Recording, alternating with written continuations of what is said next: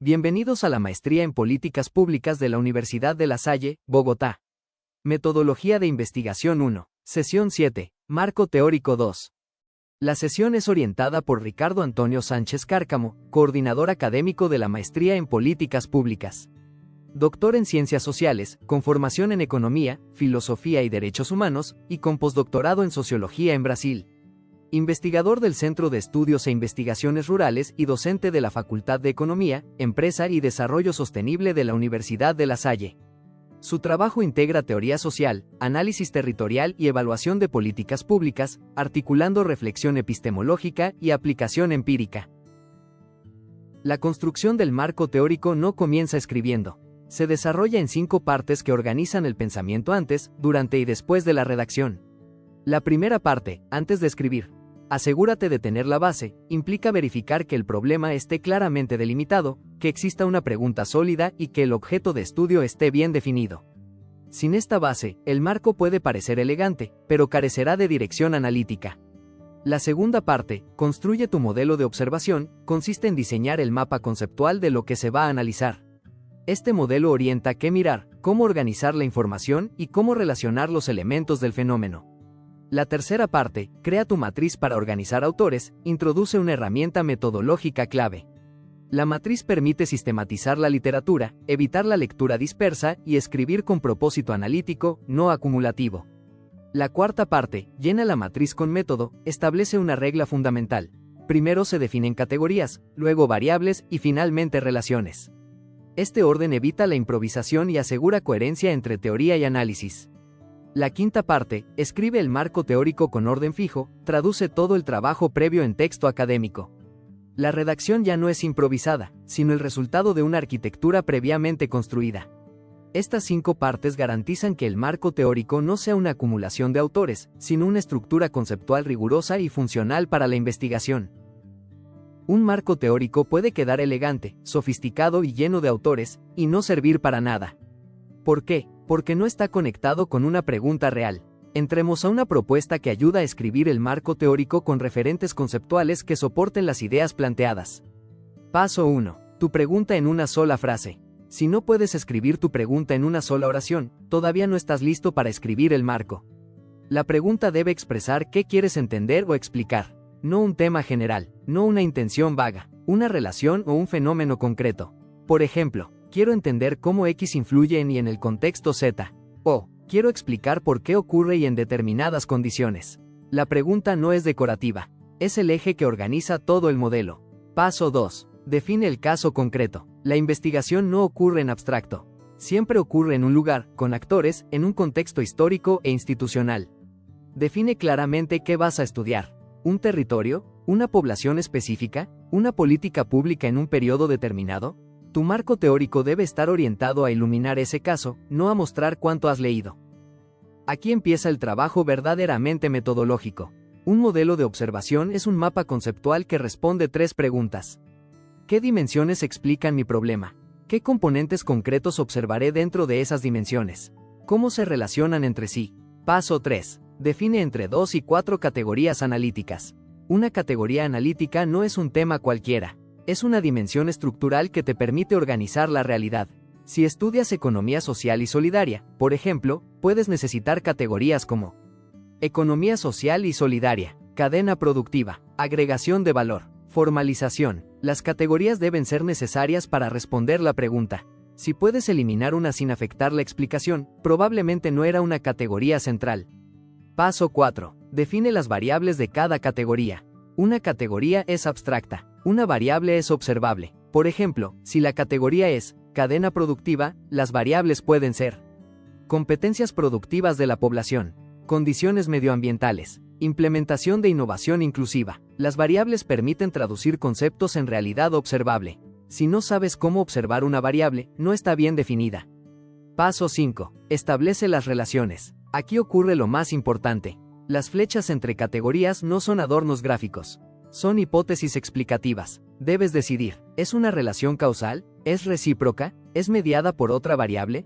¿Depende de condiciones específicas? Por ejemplo, economía social y solidaria flecha apuntando hacia la derecha cadena productiva. Cadena productiva flecha apuntando hacia la derecha agregación de valor. Agregación de valor flecha apuntando hacia la derecha formalización. Pero no basta con dibujarlo. Debes explicar el mecanismo. ¿Cómo ocurre esa influencia? En esta ficha vemos un modelo de observación. Un mapa sencillo que nos dice qué categorías mirar, con qué variables y cómo se conectan para analizar un fenómeno. Primero, ubico la categoría de entrada, a la izquierda, economía social y solidaria. Esta categoría funciona como punto de partida porque concentra la idea de organización colectiva, cooperación, asociatividad, reglas internas y propósitos sociales que orientan la actividad económica. En otras palabras, aquí se define desde qué lógica se produce y se organiza el trabajo. Segundo, paso al centro superior, cadena productiva. Esta categoría representa el sistema de actividades que permite que un producto exista y llegue a un mercado: producción, transformación, distribución y comercialización. En el modelo, la economía social y solidaria se observa en relación con cómo se configura y fortalece esa cadena productiva. Tercero, miro las variables o dimensiones observables de la cadena productiva, que aparecen a la derecha como 3 bloques. Competencias productivas de la población. Aquí se observa qué capacidades técnicas, conocimientos, habilidades laborales y formas de organización tiene la gente para producir o transformar bienes y servicios. Condiciones medioambientales. En esta dimensión se mira el entorno biofísico, la disponibilidad de recursos, riesgos ambientales y sostenibilidad del proceso productivo. Implementación de innovación inclusiva. Esta variable indica si hay mejoras tecnológicas, organizativas o sociales que aumenten productividad y bienestar, pero sin excluir, es decir, incorporando a actores tradicionalmente marginados. Cuarto, en el centro inferior aparecen 2 categorías que funcionan como resultados intermedios o mecanismos de consolidación. Agregación de valor. Se refiere al paso de vender algo, tal cual, a transformar, mejorar, certificar, empaquetar, diferenciar o posicionar el producto para que valga más y genere mayores ingresos. Formalización. Se refiere a que la actividad productiva se inserta en reglas legales y organizacionales: registro, cumplimiento normativo, acceso a instrumentos institucionales, bancarización y posibilidad de participar en mercados formales. Quinto, leo el modelo como una secuencia lógica. La economía social y solidaria aporta una forma de organización y cooperación que puede fortalecer la cadena productiva. Esa cadena productiva, para ser analizada, se descompone en 3 variables observables: competencias, condiciones ambientales e innovación inclusiva. Y, si esas variables se configuran favorablemente, el proceso debería reflejarse en 2 efectos clave: mayor agregación de valor y mayor formalización. En síntesis, este modelo permite que la investigación responda a una pregunta como esta: ¿de qué manera la economía social y solidaria, al incidir sobre la cadena productiva y sus dimensiones internas, se traduce en agregación de valor y formalización? Y lo más importante, convierte una idea amplia en un esquema observable, porque cada bloque puede traducirse en preguntas, indicadores, entrevistas o datos que permitan analizar el fenómeno con rigor. Ahora viene un momento crucial: organizar la lectura. Sin matriz, el estudiante lee sin dirección. Con matriz, lee con propósito. La tabla debe contener ID, categoría o variable, referencia, idea clave del autor, definición propia, y, si es posible, cómo se observará en el caso. Esta matriz no es un requisito burocrático, es el laboratorio donde construyes tu marco teórico. Primero, identificamos la categoría central del modelo. En este ejemplo, la economía social y solidaria se fundamenta en autores como José Luis Corallo, Jean-Louis Labille y Louis Reistu. Corallo plantea que esta forma de economía se orienta a la reproducción ampliada de la vida y no a la acumulación de capital. Labille explica que articula principios de mercado, redistribución y reciprocidad. Y Reistu introduce el factor C, es decir, la cooperación como fuerza productiva. A partir de estos aportes, construimos una definición propia. En esta investigación, la economía social y solidaria se comprende como una forma de organización económica basada en cooperación, autogestión y fines sociales, orientada a sostener la vida y fortalecer capacidades colectivas. Observa el procedimiento. No copiamos definiciones, dialogamos con autores y luego construimos una definición ajustada a nuestro modelo. Eso es exactamente lo que ustedes deben hacer con sus categorías. Ahora pasamos a la siguiente categoría del modelo, la cadena productiva. Aquí podemos apoyarnos en Michael Porter y en los estudios sobre cadenas de valor de Kaplinsky y Morris. Porter nos permite entender que la producción no es un acto aislado, sino un conjunto de actividades que agregan valor. Kaplinsky y Morris amplían la mirada mostrando que el valor se distribuye entre distintos actores en una red productiva. A partir de estos aportes, en este ejemplo definimos la cadena productiva como el conjunto articulado de actividades y actores que transforman insumos en bienes o servicios, generando valor económico y social. De nuevo, nota el método. Autor, idea clave, definición propia ajustada al estudio. Ahora descendemos un nivel, ya no estamos en la categoría general, sino en una variable observable. Para fundamentarla, podemos apoyarnos en Amartya Sen y Gary Becker. Sen nos habla de capacidades. Lo importante no es solo tener recursos, sino poder hacer cosas con ellos. Becker introduce la idea de capital humano como factor que incrementa productividad mediante educación y formación. Entonces, en este modelo, definimos las competencias productivas como el conjunto de capacidades técnicas, organizativas y sociales que permiten a la población participar eficazmente en procesos productivos. Aquí ya estamos operativizando. Esto puede observarse en niveles de formación, habilidades técnicas, experiencia organizativa, entre otros. Así se transforma una categoría teórica en algo observable. Finalmente, trabajamos la segunda variable. Para sustentarla, recurrimos a Nicholas Georgescu-Roegen y Herman Daly. Georgescu-Roegen demuestra que toda economía está limitada por condiciones biofísicas. Daly insiste en que el desarrollo debe respetar la capacidad de carga de los ecosistemas. Con base en estos aportes, definimos las condiciones medioambientales como el conjunto de restricciones y potencialidades ecológicas que influyen en la sostenibilidad y viabilidad de la cadena productiva. Aquí el análisis puede observar disponibilidad de recursos, calidad del entorno, riesgos ambientales o sostenibilidad del proceso productivo.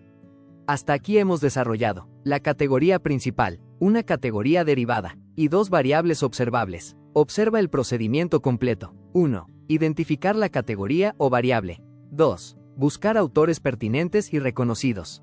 3. Extraer la idea central de cada autor. 4. Construir una definición propia coherente con el modelo. 5. Indicar cómo puede observarse en la realidad. Así debe continuar el proceso con las demás categorías y variables de tu modelo. No se trata de llenar páginas, sino de construir un marco teórico coherente, fundamentado y conectado con tu esquema de investigación. Y exactamente de esta manera debes hacerlo con tu propia propuesta.